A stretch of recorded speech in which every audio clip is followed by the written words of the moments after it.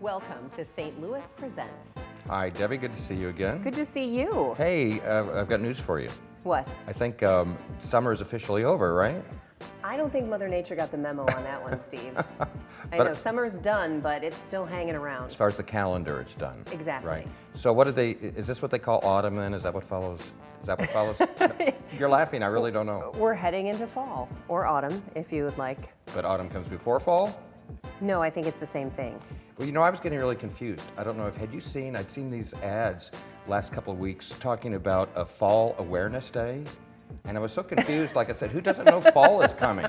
I think that's awareness of falling. That's what I found out. Okay. It's for elderly people and what can happen if they fall in their home. So for weeks I couldn't figure that out. You were confused. See, I think that the other way of saying autumn is everything is pumpkin spice season. It's a little over the top, I if don't you like ask that. me. Well, speaking about awareness, are you aware of the Northside-Southside project? I am, and it's really exciting. So It's sort of I guess sort of an addition to Metro. It's like MetroLink, but not exactly the same. But it's going to connect, or could connect, North City to South County. Exactly. So if you think about the way the Metro line goes now, it's pretty much east-west. So now we would have a north-south. So it would include a lot more people who basically haven't been taking the trains because it's not convenient to their homes. We're Right. taking them where they need to be. And they're looking for feedback from the community, so we're going to be talking about that a little bit later. Absolutely. And there's always something going on in the Board of Aldermen, and we have a fairly brand new alderman to introduce people to. From the 3rd Ward. Absolutely. Just one of, I think it was a 6-way contest in April. Now, if you didn't go to Lou Fest, I know you're probably at Lou Fest from sunup to sundown both days, right? I was, yes, in a tree there. Yeah, right. I wasn't there either. But that's why I'm looking forward to seeing this piece we have coming up on Lou Fest, so we'll find out. Great. It was a sellout, probably their biggest crowds yet. It gets better every year, I think. It really does. So we have all that and more coming your way on St. Louis Presents, so stay with us. We'll be right back.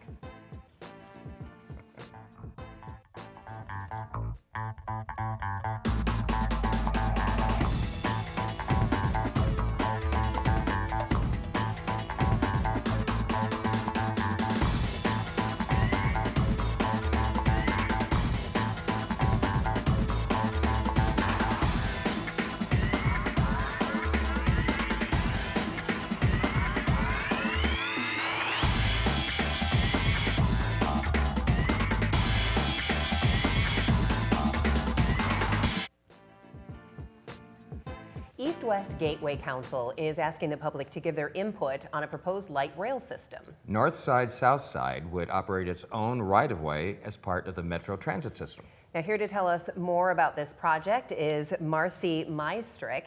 And did we kind of summarize that well? We've got our Metro line that goes basically east to west, which has not necessarily been as helpful to people who live to the north or the south. Hasn't been helpful at all, Debbie.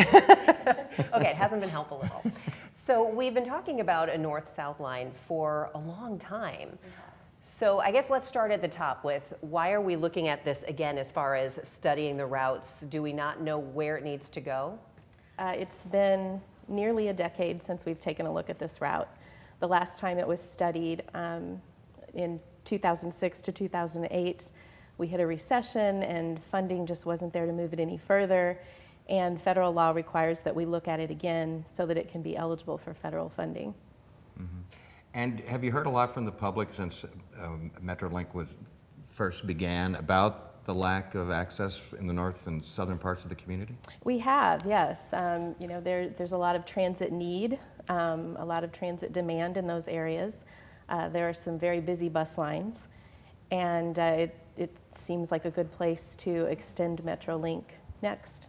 Why does East-West Gateway Council take a look at this? Why is this something under your purview as opposed to just, say, Metro looking at it themselves? Sure. East-West Gateway is the planning arm, the transportation planning arm in the St. Louis region. So we cover an 8-county area, 5 counties in Missouri and 3 in Illinois, and that's kind of our job. That's our federal mandate to look at transportation planning within the St. Louis region. One thing I'm really interested in is that it's part of MetroLink, but it's not going to be exactly like what we're used to now, the way that it's laid out, the way it actually looks. Mm-hmm. So can you explain that? It's all going to be at street level and Sure. almost sort of like streetcars, but not really. So. Right. So existing Metrolink runs in old rail beds mostly. So it's a little bit behind the community, not right in the middle of it. And what we're looking at now with these extensions would be center running right in the streets, right through communities. And these kinds of systems exist throughout the country. And places where they've built them have seen economic development in the billions of dollars. And we're looking at some here, I guess, from other parts of the country that would Sure. be similar to what we would expect. Yeah, that so would be that really won't, neat. but it won't affect with traffic at all? I mean, it's not like the trolley in the Del Mar Loop. Right, and that it will not be running in the same lanes as cars. It will have its own dedicated lane. And that's part of what our study looks at. How will that affect traffic? Because obviously we're going to take up some space out of those roadways that cars are using right now. Now, is that a less expensive option than having to build different rail lines, or does it? How does that all work as far as funding goes? The savings is that there's no right-of-way required because the city already owns all these streets.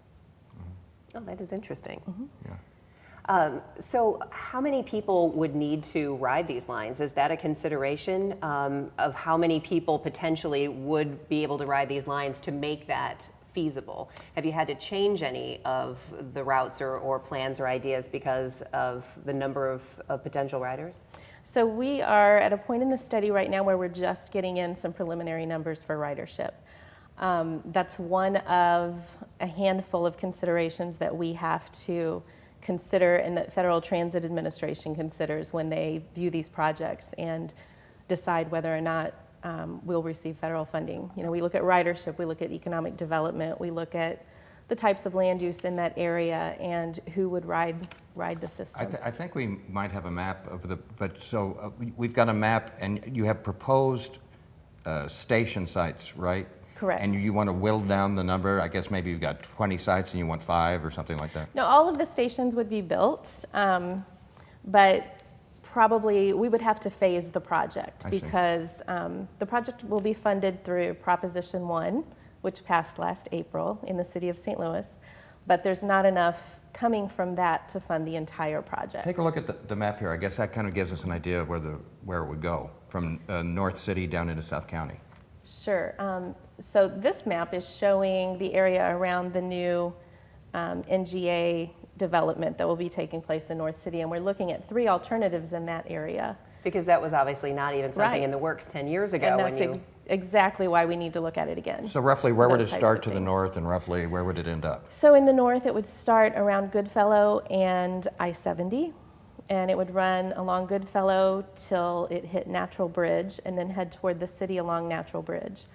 When you get to the NGA area, there are a couple of different ways that it can get from that area into downtown, come through downtown along 14th Street and continue along Choteau and then south on Jefferson, and then at Jefferson and Broadway, it would get on I-55 and run further south. Or as we're doing these processes and getting input from the public, we've met with all of the aldermen in the city, and they requested that we look at Broadway as an alternative in the south.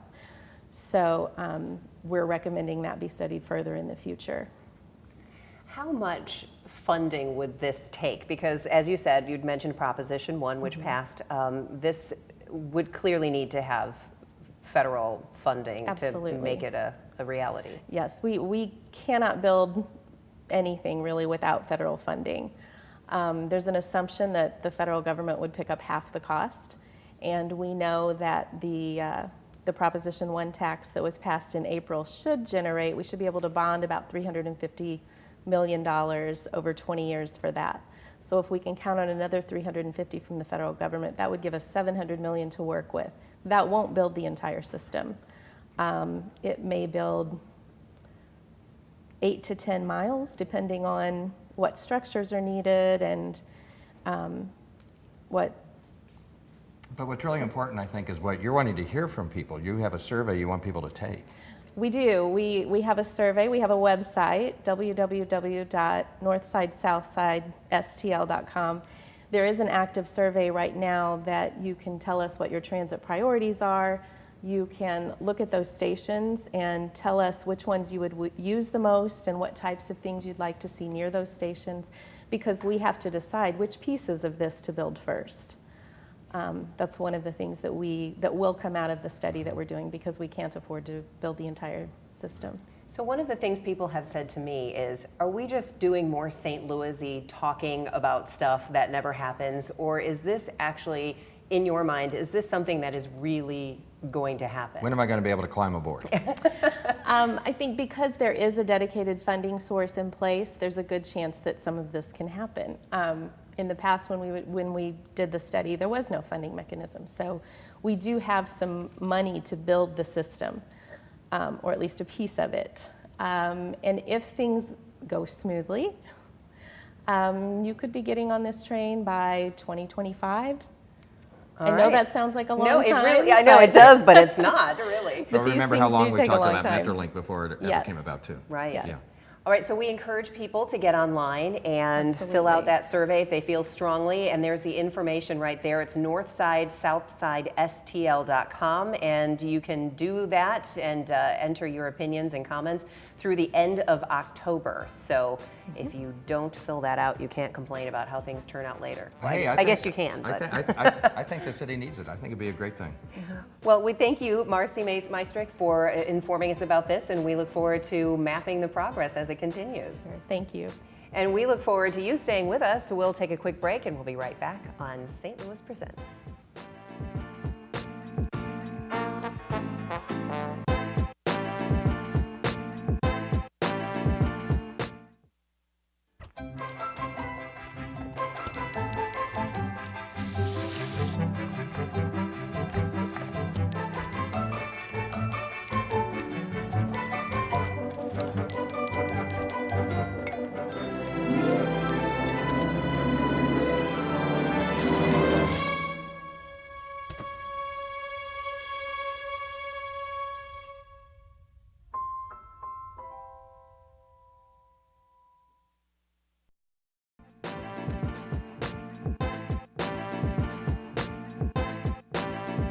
Welcome back. There's a new restaurant in town that hopes to have you doing backflips. Our cameras were there when Lumiere Place Casino and Hotel celebrated the grand opening of Ozzie's Burger Bar. Get the backflip? Named, of course, for Cardinals great Ozzie Smith. Let's take a look.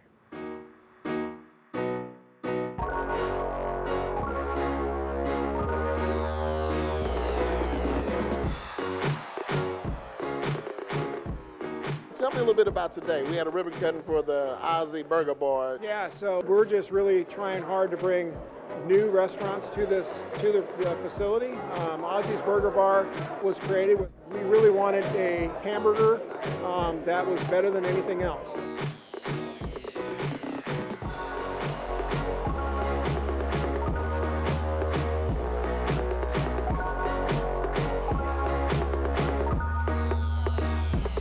So Chris, tell me about this plate that's empty. It speaks for itself. It's empty. It was really, really good. I mean, it's probably one of the best burgers I had.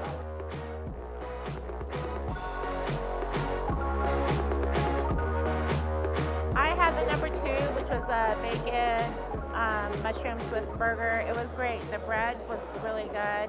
The bacon was crispy. It had Gruyere cheese. It was awesome. And what'd you have today? I had the same thing she had, and we talked to the general manager. I guess he came around and asked us and told us about how they make the burger with with brisket. And I thought that's a great combination, and it was amazing. My first time in St. Louis, here for Joyce Meyer's event, and we're from Oklahoma. Oh, it's awesome. The menu's awesome. The food's great. Love it. What are you having today? I'm having the mushrooms bacon burger and a side salad without the bun. There's nothing like a good hamburger, a milkshake, and some fries. Trying to keep it very simple. And I've always been kind of a burger guy. Stay away from the cheese these days, but a good burger, fries, and shakes is as simple as it gets. And I think that a place like this, that's part of the concept here at creating a smaller space, something that's much more manageable, and something that people will enjoy.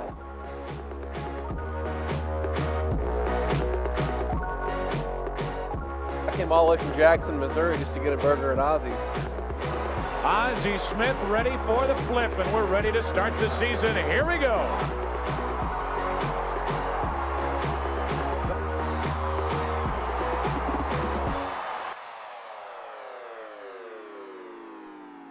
The new restaurant will be open for lunch, dinner, and late night. You can find the hours of operation and more under the dining tab at LumierePlace.com.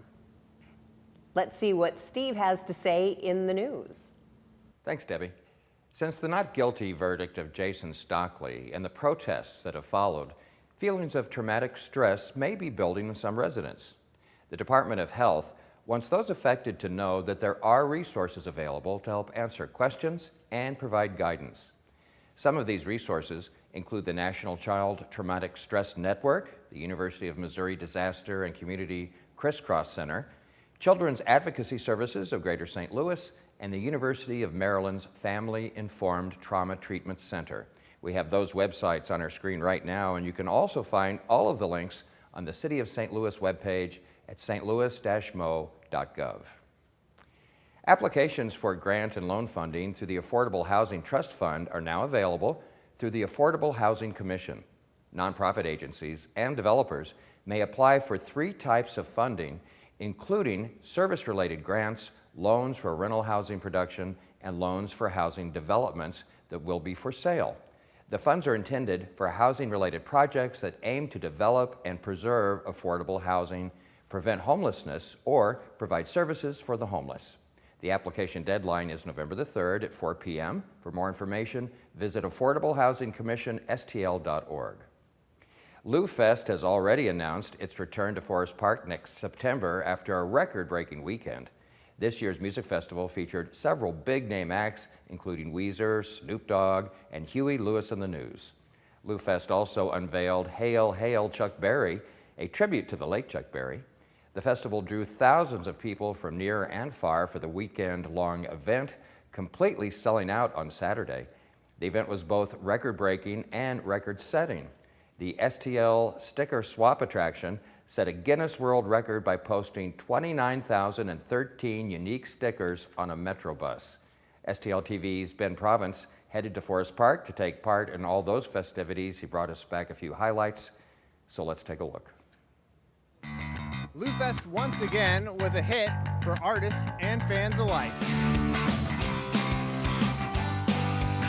This is a really great event, and they recognize really hard-working local talent and whatnot. We had an awesome crowd, and people were energetic and attentive and appreciative, and yeah, we had a ton of fun. It's the things like this that happen in St. Louis that, you know, it kind of brings everybody together. They come out to enjoy the music, to enjoy the day, to enjoy Forest Park. Like, we have this big park, and to host a festival in it is just amazing. You know, there are really great things going on in St. Louis. There's a lot of great art, there's great culture, and people should be paying attention to that.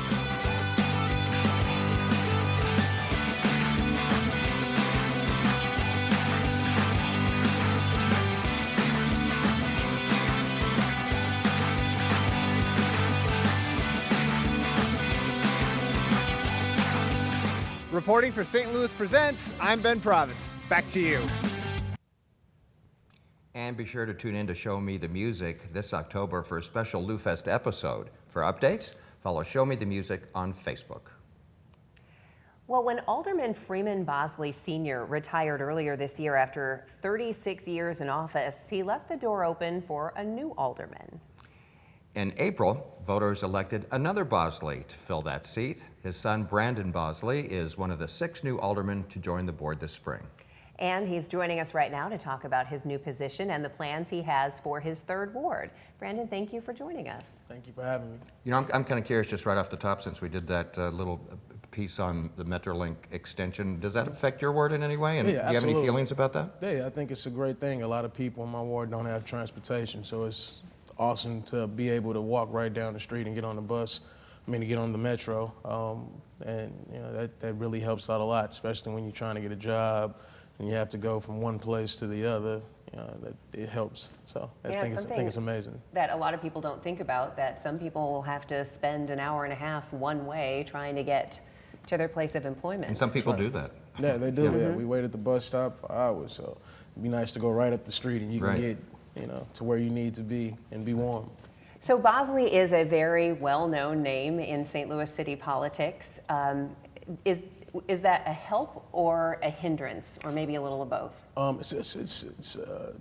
Everything in life is what you make it. So I don't think it's either one, because I can easily be an individual who doesn't really care about my family name or doesn't know how to engage with individuals when you do have a particular name for yourself. So I think it's a great thing that my father has done great things and has laid a path for me to do great things. You got a brother that's got a record too. Absolutely, and my brother was the first black mayor of the city of St. Louis, which is still a pretty amazing thing. And your mother, Lucinda committee Fraser, woman. Yes, sir. Is involved in politics too. I'm glad you asked that, Deb, because I was thinking the same thing about your family name and having people. My grandfather, for example, was a longtime principal in Normandy High School, and he was very respected. And I had a hard time with that as a kid, trying to live up, to people thinking I should be a certain way because my granddad was an educator. And I'm just wondering, I'm sure it's a blessing. People appreciate what your family's done, but in some ways, is it kind of annoying? No, not at all. Not at all.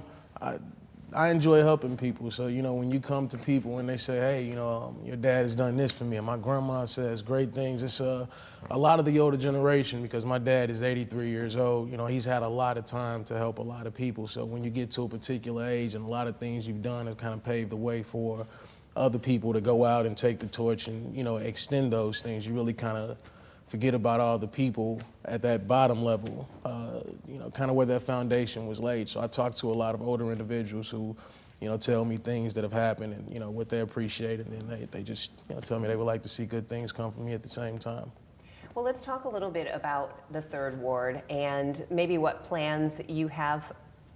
There are challenges, there are good things happening in the city. It does seem sometimes that the good things tend to be centered in South City, and some of the other neighborhoods don't get the kind of attention that I'm sure you would like to see.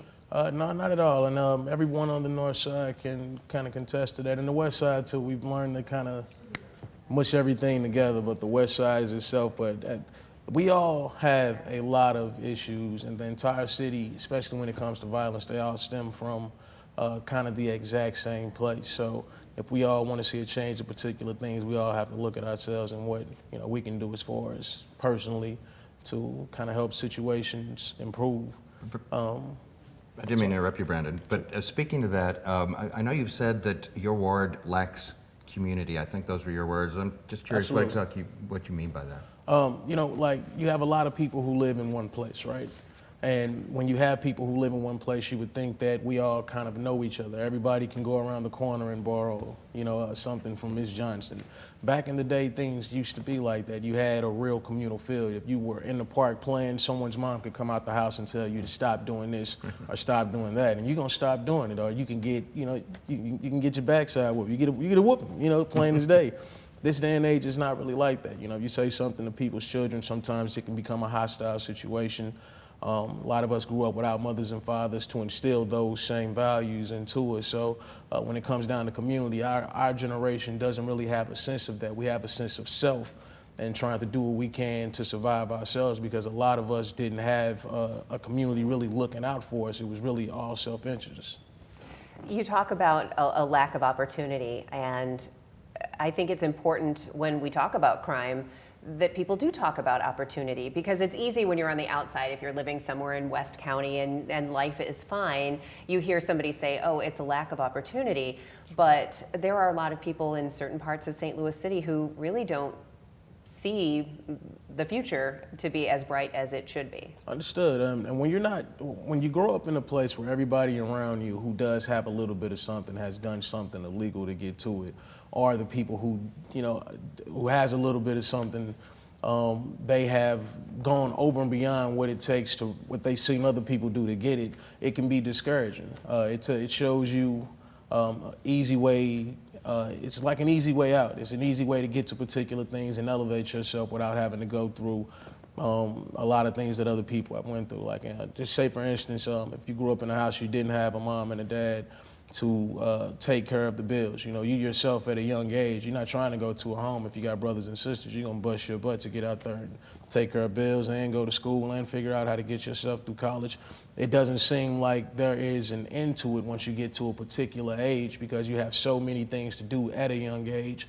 You know, you wear yourself out before you get 20, 21 years old, and you should be experiencing life. And a lot of times when you don't hang around people who are experiencing life, you can't be introduced to a different way of thinking. You know, if you got a bunch of friends who've been to Miami, you got a bunch of friends who've seen things outside of St. Louis and have actually elevated themselves, you can say, I can be like that. But when we're all kind of scrunched in one place and you don't see a lot of people making it out, you know, that's where you see yourself at. And the opportunities really come from sometimes outside entities have to come in and help. It's a mind frame, it's culture, and it really is economics also. If you think about the North Side over the last 10 or 15 years, of course, I mean, it's dwindled, seriously. The population is deteriorating. We keep getting vacant buildings that are falling apart. It's a lot going on. Hey, there's something I want to ask you about that's in your ward. I recently did a City Corner program with a couple guys behind Mission STL, and they've taken over that old YMCA, which is up on North Grand, and they're working to help. I think they're really aiming at young black men in particular. Absolutely. But helping them kind of realize they have a future and kind of plug them in onto a path to a career. So have you been working with them at all? What can you tell us about Mission STL? Yeah, I've been definitely in communications with Mission STL, and their mission is to instill those morals and values that we have lost. You know, it's very important to know, you know, as a black man, that you can do things. A lot of times, once again, in society, it's hard. People, you know, you really don't know how it feels to kind of live in our skin sometimes. And, you know, you can be talked about or be down just because of your skin color. You know, I have family members that go to particular schools. I won't put the schools out there, but them themselves, they are, you know, summa cum laude. They have done great things, and they still have been told, you know, you're not going to be nothing. They're not going to let you in this type of school. You know, they're not going to let you here or there. So it's great to have mentors and people who can instill things in you that you didn't know you had. It's great to have people who can motivate you to go out and do better. It's great to have a group of men around you who can support you when you haven't had a support system, when you can fall back and say, hey man, I'm thinking about doing something crazy. Can can I hold $15 for the week and I'll get it back to you? And you know that, you know, it's not a charity case, it's serious.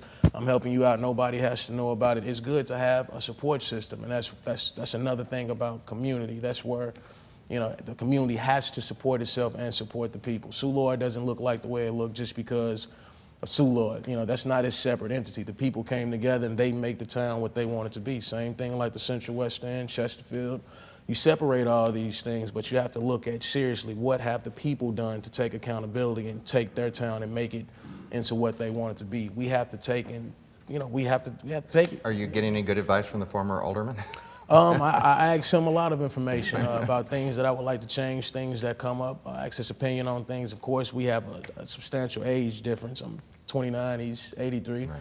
So sometimes we don't always see the eye to eye on particular things. And, you know, even if he's done things before, I've tried things before, this is 2017. I'm ready to try it all. Wish you the best of luck. Yes, good luck. Appreciate it. It's been since April that you've been on the Board of Aldermen, so we look forward to checking in with you in the near future. Alderman Brandon Bosley of the 3rd Ward of the City of St. Louis, thanks for being with us. Thank you, I appreciate it. And we hope that you enjoyed this episode of St. Louis Presents. And we want to thank our guests today and you at home for watching. Hope you join us next time.